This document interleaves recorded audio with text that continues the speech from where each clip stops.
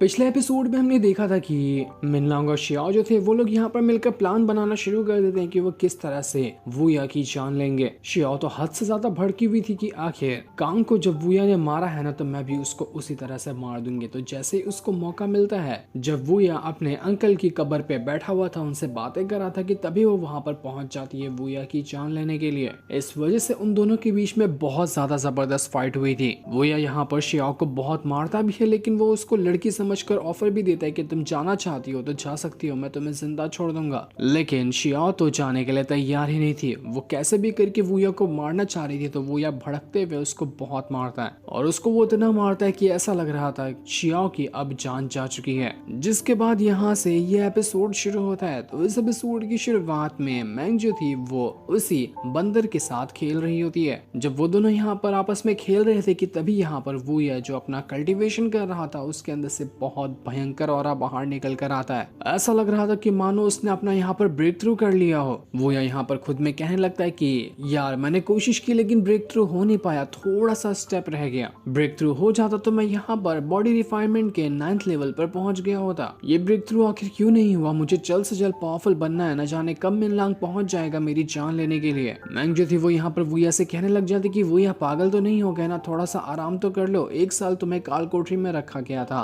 तुमने वहां पर भी बहुत अच्छे से कल्टीवेशन की है और आज ही बाहर निकल कर आया और आज फिर से कल्टीवेशन शुरू कर दी। क्या एक दिन के अंदर तुम इमॉर्टल रैम को ब्रेक थ्रू करना चाहते हो? क्या थोड़ा आराम भी कर लिया करो। पर वो यह कहता है कि नहीं, आराम तो मुझसे नहीं हो सकता, मुझे तो अभी बहुत सारे काम करने हैं। तुम्हें पता है ना कि अगला वाला कंपटीशन भी नजदीक आ रहा है, कुछ ही दिनों में नेक्स्ट वाला कंपटीशन भी स्टार्ट हो जाएगा, तो मुझे उसके लिए तैयारी करनी है। ऊपर से ये मिनलांग नाम की मुसीबत भी मेरे गले आकर पड़ गई है, तो उससे को भी सबक सिखाना है, इसके लिए पावर तो चाहिए होगी ना, इसलिए मैं यहाँ पर रुक नहीं सकता, मुझे कैसे भी करके खुद की पावर को बढ़ाना है। तो मैंग यहाँ पर उससे कहती कि अगर इतना ही जल्दी पावर बढ़ाना है तो मेरे पास एक अच्छी जगह पता है मुझे, हम दुबू वैली जा सकते हैं। वहां पर ना कल्टीवेशन से जुड़ी हुई कई सारी चीजें मिलती हैं, जैसे कि स्पिरिट फ्रूट हो गए वगैरह, इस तरह की चीजें जो तुम्हारी कल्टीवेशन को इंक्रीज करने के काम आएगी। तो एक काम करते हैं, हम दुबू वैली चलते हैं, वहां जाकर तुम्हारे लिए कुछ खरीद लेंगे। इसके बाद वो दोनों वहां से दुबू वैली आ जाते हैं। वहां पर आज लैंटर्न फेस्टिवल चल रहा था, तो बहुत भीड़ लगी हुई थी, ढेर सारे लोग यहाँ पर सामान खरीदने और बेचने के लिए आए हुए थे। मैंग भी यहाँ पर वो ऐसे कहती कि देखो आज तो लैंटर्न फेस्टिवल है, आज और भी अच्छी अच्छी चीजें मिल जाएंगी,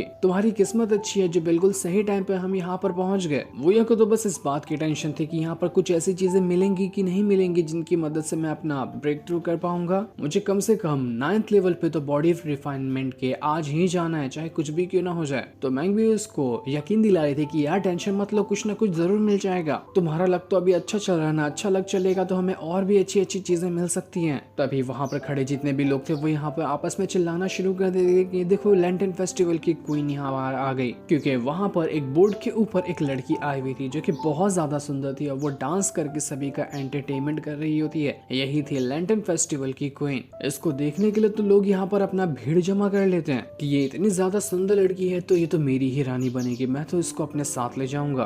तभी उस सुंदर जो लड़की थी उसके पास आ जाता है वही बंदा जिसको हमने कंपटीशन के दौरान भी देखा था, जो सिर्फ लड़कियों के पीछे पड़ा रहता है। इसका नाम होता है मास्टर मू। वो यहाँ पर आने के बाद उस लड़की से कहता है कि बड़े दिनों बाद मैं तुम्हें देख रहा हूँ, तुम्हारे देख करना मेरी पुरानी की पुरानी जो भड़ास थी वो सब खत्म हो गई। कितना तड़पना पड़ता है तुमसे मिलने के लिए, और देखो आज मैं तुमसे मिलने के लिए आ गया। मेरे साथ घूमने चलोगी? मैं तुम्हें बहुत अच्छी तरह से घुमाने ले जाऊंगा, खूब मजे करेंगे हम। तो वो लड़की कहती है कि मास्टर मू ऑफर दें और मैं उसको इनकार कर दूं, ऐसा थोड़ी ना हो सकता है, उनका ऑफर मैं कभी भी इनकार नहीं कर सकती। तो वो दोनों यहाँ पर एक साथ घूमने के लिए जा चुके थे। मैंग जो थी वो यहाँ पर दूर खड़े खड़े देखकर हैरान रह जाती कि देखो अभी तो बातें शुरू हुई और अभी के अभी ये दोनों एक दूसरे के हाथ मिलाने लग गए। न जाने ये लोग आज ही कुछ और भी आगे ना बढ़ जाएं। ठरकी लोग कहीं के, इनका तो यही काम होता है, अब बाकी जिंदगी में किसी और चीज से मतलब ही नहीं है। वो ऐसे भी कहने लग जाते कि वो ऐसे लोगों के साथ मत रहना वरना वो तुम्हें भी ठरकी बना देंगे। इसके बाद वो को यहाँ पर अलग अलग चीजें खरीदने के लिए ले जाती है। तो वहीं मिनलांग जो था वो अपने घर में बैठा हुआ था अपने अंकल के साथ। तभी वहां पर एक बंदा आकर उसको ये खबर देता है कि दुबू वैली के अंदर वुया आ चुका है, मैंने अपनी आंखों से वुया को दुबू वैली में घूमते हुए देखा है। तो ये सुनकर मिनलांग जो था वो बड़ा हैरान भी होता है और वो खुश भी हो गया था कि चलो अच्छी बात है, लगता है कि वुया खुद चलते हुए मेरे पास आ रहा है अपनी जान देने के लिए। उसका अंकल यहाँ पर मिनलांग से कहता है कि रुक जाओ, इतना घाई करने की जरूरत नहीं है, जब अच्छे से मौका मिलेगा तब जाकर हम वुया की जान लेंगे। पर मिनलांग तो सुनने को तैयार ही नहीं था। वो कहता है जितना जल्दी मैं इस वुया को खत्म कर दूं ना, मेरे दिल को सुकून मिलेगा, वरना उसको देखकर ऐसा लगता है कि वो बहुत जल्द पावरफुल बन जाएगा और आकर मेरी जान ले लेगा। इसलिए दुश्मन को पहले खत्म कर देना बहुत बेहतर होता है। तो वहीं वुया और मैंग जो थे वो यहाँ पर बाजार में आने के बाद कुछ चीजें खरीद रहे होते हैं। उनको यहाँ पर एक स्पेशल फ्रूट दिखाई देता है जिसको वही मोटू बेच रहा था जो मैंग के साथ जबरदस्ती करने की कोशिश कर रहा था कुछ टाइम पहले। तो उसी की दुकान पर मैंग और वुया पहुंच चुके थे कुछ फ्रूट खरीदने के लिए। वो उनको देखकर घबरा भी जाता है, उनसे कहता है कि देखो मेरे पास अच्छे अच्छे फ्रूट हैं, आपको कुछ चाहिए क्या? आपको जो चाहिए होगा मैं आपको वो देने के लिए तैयार हूँ। मेरी तो खुशकिस्मती है कि आप दोनों मेरी दुकान पे आए। वुया जब यहाँ पर उन फ्रूट्स को देख रहा था तो उसके अंदर उसको एक फ्रूट दिखाई देता है जो कि इंसान जैसी शक्ल का लग रहा था। वुया कहता है कि अबे यार ये कैसा फ्रूट है, ऐसा लगता है कि किसी इंसान की शक्ल इसके अंदर चिपका दी गई हो, बड़ा अजीब सा दिख रहा है ये। मिनलांग यहाँ पर किसी भी टाइम पे आता होगा तो उसके पहले ही वुया को अपना ब्रेक थ्रू करना होगा और ये फ्रूट उसको परफेक्ट लग रहा था।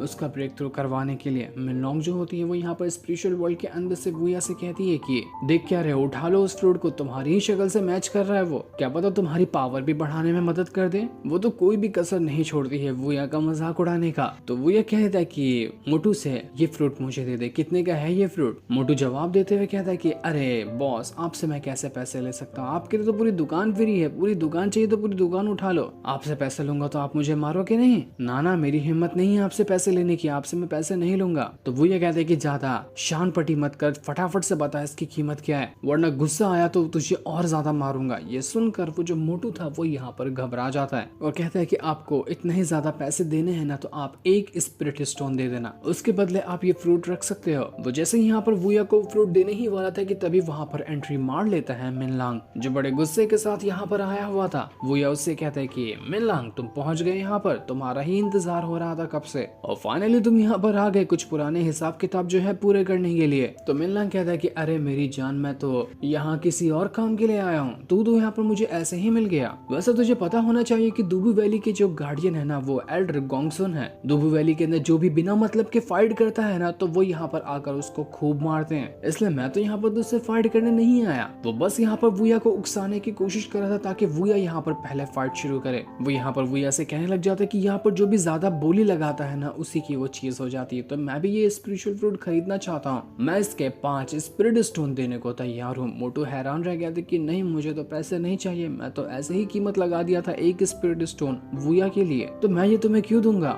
लेकिन मिनलांग तो यहाँ पर बहुत ही ज्यादा गुस्से में था। वो कहता है कि तुझे मुझे ये देना ही पड़ेगा, जितनी चाहिए उतनी कीमत देने को तैयार हूँ। तो मैं यहाँ पर एक खुराफाती आइडिया लगाती है। वो कहती है कि देखो तो जरा ये फ्रूट कितना ज्यादा कमाल का है, 5 स्पिरिट स्टोन तो इसकी कीमत नहीं बनने वाली, कम से कम 50 स्पिरिट स्टोन तो इसकी कीमत होनी ही चाहिए। हम तो यहाँ पर 50 स्पिरिट स्टोन देने के लिए तैयार है क्योंकि ये वो फ्रूट वुया को बहुत ज्यादा पसंद आया था, ये उसकी कल्टीवेशन इंक्रीज कर सकता है। मिनलांग समझ चुका था कि वुया किसी भी हद तक जा सकता है इस फ्रूट को खरीदने के लिए, तो मुझे कैसे भी करके इस फ्रूट को खरीदना होगा ताकि वुया अपनी कल्टीवेशन इंक्रीज ना कर सके। इस वजह से वो 50 के बजाय 60 स्पिरिट स्टोन की कीमत लगा देता है कि मैं 60 में ये फ्रूट खरीदने को तैयार हूँ। मोटू तो हैरान रह गया था कि अरे वाह, मैं तो एक कीमत लगाया था, यहाँ पर कीमत तो सीधा का सीधा 60 पे पहुंच गई। वो यह कहता है कि अरे 60 भी ना मुझे कम ही लगता है, मुझे लगता है कि ये ना अच्छा खासा ब्रेक थ्रू करवा देगा फ्रूट, तो इसकी कीमत कम से कम 80 स्पिरिट स्टोन तो होनी चाहिए, उससे कम में काम नहीं चलने वाला। मैं तो 80 स्पिरिट स्टोन देने को तैयार हूँ। मिनलांग को बहुत ज्यादा गुस्सा आ रहा था, उसको फ्रूट चाहिए था तो वो यहाँ पर ना चाहते हुए भी 100 स्पिरिट स्टोन लगा देता है उस मामूली से फ्रूट के लिए, जिसकी असल में कीमत तो सिर्फ एक ही स्पिरिट स्टोन थी। ये होते साथ ही वुया उससे कहता है कि मास्टर सीतू मिनलांग, कांग्रेचुलेशन, आपने ये फ्रूट खरीद लिया। अब मैं इससे ज्यादा बोली नहीं लगा सकता क्योंकि मेरे पास 100 से ज्यादा स्पिरिट स्टोन है ही नहीं। ये फ्रूट आपका होता तो मौज काटो ये फ्रूट लेके। मोटो तो सोच रहा था कि यार 100 स्पिरिट स्टोन में तो कंडेंसेशन रेल्म के भी स्पिरिट स्टोन नहीं मिलते, उससे भी ज्यादा हाई लेवल के स्पिरिट स्टोन मिल जाएंगे, लेकिन ये तो मामूली से स्पिरिट फ्रूट के बदले कीमत 100 स्पिरिट स्टोन पहुंच गई। मिनलांग जो था वो यहाँ पर उस स्पिरिट फ्रूट को खरीदने के बाद वुया से कहता है कि देख, तुझे भी ये फ्रूट चाहिए था ना, तो बता कि तू मुझे इसके बदले क्या दे सकता है, तू जो भी देगा मुझे अच्छा लगा ना तो मैं वो लेकर तुझे ये फ्रूट दे दूंगा। वुया कहता है कि अबे मैंने कब कहा तुझे कि ये मुझे फ्रूट चाहिए, वैसे भी इसकी शक्ल मुझसे मिलती नहीं है, अपने आप को देख और इस फ्रूट को देख, लगता है कि दोनों मैच कर रहे हैं, तेरी भी शक्ल इससे फ्रूट से मिलती तो तू ही इसको अपने पास रख ले। मिनलांग के दिमाग में आग लग चुकी थी कि इसने जब से मुझे बेवकूफ बनाया, मुझे लगा था कि इसको ये फ्रूट चाहिए ही चाहिए, इस वजह से मैंने अपनी इतनी ज्यादा कीमत लगा दी। नहीं छोड़ूंगा, अब मैं यहाँ पर वुया को नहीं छोड़ने वाला। जब से मैं इंतजार कर रहा था कि ये पहले यहाँ पर अटैक करने की कोशिश करेगा, पर नहीं, अब लगता है कि मुझे ही पहले अटैक करना पड़ेगा। तो वो पूरे गुस्से के साथ अपना वेपन निकालता है और सीधा जा चुका था वूया के साथ फाइट करने के लिए। ये देखकर वूया भी भड़क चुका था, वो भी यहाँ पर उसके साथ अटैक करने की कोशिश करता है, लेकिन उसको यहाँ पर अभी अटैक से ज्यादा चीजें चाहिए थी अपना ब्रेक थ्रू करने के लिए। तो वो शुरुआत में यहाँ से भागने की कोशिश करता है। बाजार में आए हुए सारे लोग ये देखकर एकदम ज्यादा हैरान रह गए थे कि आखिर ये मिनलांग कंडेंसेशन रन में होने के बावजूद भी इस वूया के पीछे क्यों पड़ा है, जो कि अभी सिर्फ बॉडी रिफाइनमेंट के 9th लेवल पर ही मौजूद नहीं है। 8 लेवल के बंदे से ये फाइट करके क्या साबित करना चाहता है। वूया यहाँ पर भागते हुए उस मिनलांग से कहता है कि अबे तूने खुद तो अपना कीमत लगाई है ना 100 स्पिरिट स्टोन। मैंने कब बोला था कि तुझे उतनी सारी कीमत लगाने के लिए? अपने पैर पे कुल्हाड़ी मारकर तू मुझसे बदला लेना चाहता है। तो मिनलांग कह रहा था कि मैं तो 100 लगाऊं या 1000 लगाऊं, मुझे इससे कोई मतलब नहीं है। मैं तो बस यहाँ पर तुम्हें उकसाने की कोशिश कर रहा था ताकि यहाँ पर फाइट शुरू हो सके, क्योंकि जो पहले फाइट शुरू करता है एल्डर गोंगसुन आकर उसको ही सजा देते हैं, लेकिन तूने मजबूर किया मुझे पहले कदम उठाने के लिए। नहीं छोड़ूंगा, एल्डर गोंगसुन भी यहाँ पर क्यों ना आ जाए, फिर भी मैं तेरी जान ले लूंगा। तू आज बहुत बुरी मौत मरने वाला है। ये लोग की यहाँ पर फाइट हो ही रही थी कि तभी वहाँ पर बीच में एंट्री मार लेता है उस मिनलांग जो था उसका अंकल। वो भी यहाँ पर अपने वेपन का इस्तेमाल करते हुए वूया के ऊपर अटैक करना शुरू कर चुका था। वो दोनों के दोनों एक साथ हो जाते हैं अकेले वूया को मारने के लिए। वूया यहाँ से भागने की कोशिश कर रहा था क्योंकि उसको मिनलांग जो है उसके अंकल का तो कल्टीवेशन लेवल पता ही नहीं है कि वो कौन से लेवल पर है। मैंग जो थी वो यहाँ पर कह रही होती कि देखो यहाँ पर इनकी फाइट तो शुरू हो गई, एल्डर गोंगसुन क्यों नहीं आ रहे इनकी फाइट रुकाने के लिए? एल्डर गोंगसुन को आकर इस मिनलांग को सबक सिखाना चाहिए ना, वो कहाँ जाकर बैठ गए? तो वहीं हम एल्डर गोंगसुन को देखते हैं जो दूसरे एल्डर के साथ अपना चेस खेल रहा था। उसको जैसे ही पता चलता है कि बाजार के अंदर फाइट हो रही है तो वो वहां पर से फाइट को रुकाने के लिए जाने की कोशिश करता है, लेकिन दूसरा वाला एल्डर कहता है कि अरे यार गर्म खून के बच्चे हैं, थोड़ी बहुत फाइट करना तो चलता है ना, जाओ फाइट करने दो उनको, तुम यहाँ पर आओ और हम बाकी का चेस कंटिन्यू करते हैं। एल्डर गोंगसुन जाना तो नहीं चाहता था, लेकिन दूसरे वाला एल्डर जो होता है वो यहाँ पर कोशिश करते हुए उसको मना लेता है। ऐसा लग रहा था कि दूसरे वाले एल्डर को भी यहाँ पर पहले ही मिनलांग ने भेजा होगा एल्डर गोंगसुन का ध्यान भटकाने के लिए। इस वजह से एल्डर गोंगसुन आया ही नहीं फाइट रुकाने को। वूया जैसे ही उनसे बचकर भागने की कोशिश कर रहा था कि तभी वहां पर उसका बंदर पहुंच जाता है और वो उसको वही स्प्रिट फ्रूट देते हुए कहता है कि वूया इसको खा लो। वूया जैसे ही स्प्रिट को खाया था उसको तो कुछ असर ही नहीं होता। वो कहता है कि अबे यार रद्दी फ्रूट था क्या? ऐसा लग रहा है मामूली सा फ्रूट खा लिया जिसमें कोई पावर नहीं थी। मैं तो फ्रूट को अच्छा समझ रहा था लेकिन वो तो किसी काम का नहीं निकला। तो वहीं मिनलांग का जो अंकल था वो यहाँ पर बहुत ही खतरनाक ब्लेड की मदद से वूया के ऊपर अटैक कर देता है, लेकिन वूया अपने स्टिक का इस्तेमाल करते हुए उस अटैक से बच चुका था। पर जैसे उसने स्टिक की मदद से ब्लेड को उड़ाया था वो ब्लेड सीधा जाकर लगने लग जाता है उस मास्टर मुंह को, जो आराम से उस लड़की के साथ मजे कर रहा था। इस चीज को देखकर मास्टर मुंह के गुस्से का ठिकाना नहीं रहता कि आखिर तुम लोगों की हिम्मत कैसे हुई? इतना अच्छे से मैं टाइम बिता रहा था अपनी बंदी के साथ और ये बुढ़ऊ आकर बीच में टांग घुसाने लग गया, सारा मजा खराब किया, नहीं छोड़ूंगा मैं इसको। तो वो सीधा का सीधा आकर बीच में ही खड़ा हो जाता है मिनलांग और उसके अंकल के। मिनलांग कह रहा था कि देख मास्टर मुंह, तू यहाँ से साइड हो जा, तेरा कोई मतलब नहीं है दूसरे की फाइट में टांग घुसाने से, वरना तो बहुत बुरा पिट जाएगा आज। इज्जत से कह रहा हूँ दफा हो जाए यहाँ से। तो मास्टर मुंह कहता है कि अच्छा तो तुम मुझे मास्टर भी कहते हो और मेरे को अच्छे से बात भी नहीं करते हो? अबे मास्टर कहा है तो इज्जत तो कर ले थोड़ी। लगता है कि तुम लोगों को ना डिसिप्लिन सिखाना पड़ेगा कि दूसरे से किस तरह से बातें की जाती है, तभी तुम जैसे लोगों के दिमाग में अकल आने वाली है। मास्टर मुंह जो था वो यहाँ पर वूया से कहता है कि वूया तुम जाना चाहते हो ना तो भागो यहाँ से, मैं इन दोनों को संभाल लूंगा। इसलिए वूया वहां से भाग निकलता है। मिनलांग जो था उसके दिमाग में आग लग चुकी थी कि मास्टर मुंह तुझे छोड़ूंगा नहीं मैं, इतना अच्छा मौका मिला था वूया की जान लेने का, लेकिन तूने सब खराब कर दिया। अब पहले तुझे काट डालूंगा उसके बाद जाऊंगा वूया को मारने के लिए। इस चीज को देखकर मास्टर मुंह जो था वो यहाँ पर भड़क जाता है। तो वो सीधा जैसे ही अटैक करने वाला था सबसे पहले मिनलांग तुरंत ही वहां से भाग निकलता है और अपने अंकल को पीछे लगा देता है मास्टर मुंह के। मास्टर मुंह और मिनलांग का अंकल आपस में फाइट कर रहे थे और मिनलांग भाग चुका था वूया के पीछे ताकि उसको मार सके। मास्टर मुंह और अंकल की बहुत जबरदस्त फाइट हो रही होती है। वो दोनों अपनी पावर का इस्तेमाल करते हुए एक दूसरे के ऊपर अटैक किए जा रहे थे। मास्टर मुंह ने आकर कम से कम एक बंदे को तो साइड किया, वरना दोनों के दोनों पीछे पड़े हुए थे वूया के। अंकल जो था वो यहाँ पर किसी तरह के बग का इस्तेमाल करता है जिसकी मदद से वो मास्टर मुंह के ऊपर अटैक करने वाला था, लेकिन मास्टर मुंह अपने फंके की वजह से ऐसा अटैक मारता है कि वो बग सीधा जाकर घुस चुका था अंकल के मुंह में। मास्टर मुंह कहता है कि इस तरह की घटिया और बचकानी हरकत तो मेरे सामने करना ही नहीं। तुझे क्या लगता था कि ये कीड़ा मेरे अंदर घुस जाएगा? लेकिन जैसे ही वो कीड़ा अब यहाँ पर अंकल के अंदर घुसा था वो पूरा हिप्नोटाइज होने लग जाता है। न जाने किस तरह का अजीब सा वो कीड़ा था। वो बहुत बुरी बुरी बातें करते हुए मास्टर मुंह की तरफ ही बढ़ने लग जाता है कि आइए मेरे को गले लगा लीजिए। ऐसा लग रहा था कि बग जाने की वजह से अंकल का तो जेंडर ही बदल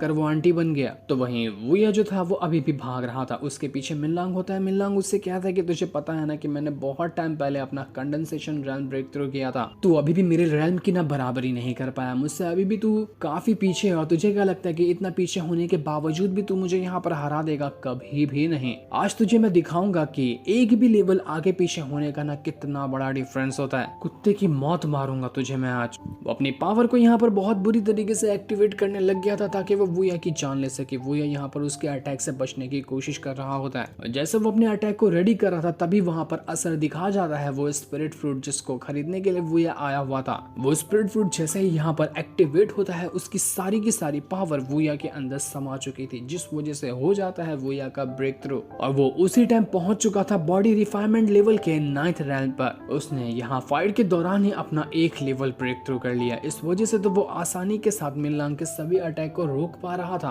और वो तो मिनलांग को मार मार कर उसकी हालत खराब कर देता है। यहाँ पर मिनलांग ये चीज देखकर भड़क गया था कि तुझे क्या लगता है एक लेवल ब्रेक थ्रू करने से तू मेरी बराबरी कर लेगा? अभी भी तू मुझसे 2 लेवल पीछे ही है, 2 लेवल भी बहुत ज्यादा होते हैं, मैं तुझे जिंदा नहीं छोड़ूंगा। वो दोबारा यहाँ पर वुया के ऊपर अटैक करने की कोशिश कर रहा होता है, लेकिन वुया अब यहाँ पर अपने स्टिक का इस्तेमाल करना शुरू कर देता है कि बहुत हो गया तुझसे भागना, अब मैं तुझे भगा भगा के मारूंगा। वो अपने स्टिक की पावर को एक्टिवेट करते साथ ही सीधा जा चुका था भिड़ने के लिए मिनलांग के साथ और अपने स्टिक की मदद से वो उसको बहुत मारता है, जिस वजह से मिनलांग की हालत खराब हो चुकी थी। मिनलांग कहता है कि बहुत हो गया, तुझे क्या लगता है कि मैं इतनी जल्दी हार गया? नहीं, अभी मैं नहीं हारा हूँ, मैं तुझे अपना खास टेक्निक दिखाता हूँ। तो वो किसी तरह की टेक्निक का इस्तेमाल करता है जिस वजह से चारों तरफ ऑरा फैल चुका था। वो यहाँ पर पूरे गुस्से के साथ वुया की जान लेने वाला था, पर जैसे ही वो यहाँ पर वुया को जाकर मार पाता कि इससे पहले उसका अंकल वहां पर पहुंच जाता है और वो उसका पैर पकड़ते हुए कहता है कि मम्मी मम्मी मेरे को दूध पिला दो। आप कहाँ चली गई थी? मुझे आपका बहुत टाइम से इंतजार था। बग खाने की वजह से तो वो अंकल पागल ही हो गया था। इसी मौके का फायदा उठाते हुए वुया वहां से भाग चुका था। मिनलांग के दिमाग में आग लग जाती कि मैं अंकल को लाया था वुया को मारने के लिए, लेकिन ये अंकल ने तो मेरा ही प्लान बर्बाद कर दिया। नहीं छोड़ूंगा वुया, जहां भाग कर जा सकता है ना भाग जा, लेकिन जब तू हाथ में आएगा उसी दिन काट के रख दूंगा तुझे। जो सीन दिखाते ही ये एपिसोड यहीं पर एंड हो जाए।